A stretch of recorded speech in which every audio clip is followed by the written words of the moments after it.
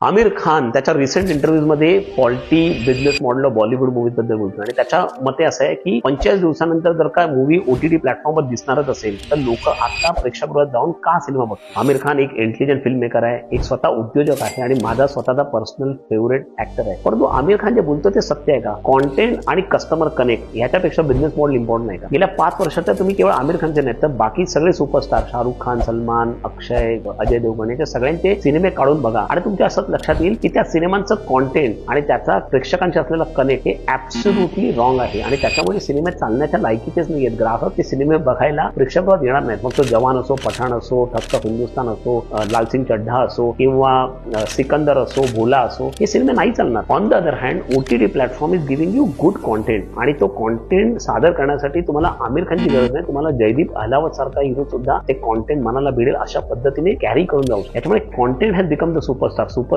Have no longer speech. अशा प्रकारचं स्थित्यंतर आता आलेलं आहे. हे स्थित्यंतर जाणणं गरजेचं आहे. कॉन्टेंट आणि कस्टमर कनेक्ट चांगला असेल तर फॉल्टी बिझनेस मॉडेलचं रेक्टिफाय करता येतं. परंतु कितीही चांगलं बिझनेस मॉडेल असेल तर सुद्धा वाईट कॉन्टेंट आणि कस्टमर कनेक्ट नसेल तर त्याच्यातनं तुम्ही बिझनेस उभे करू शकत नाही. हे समजणं याच्यातनं गरजेचं आहे.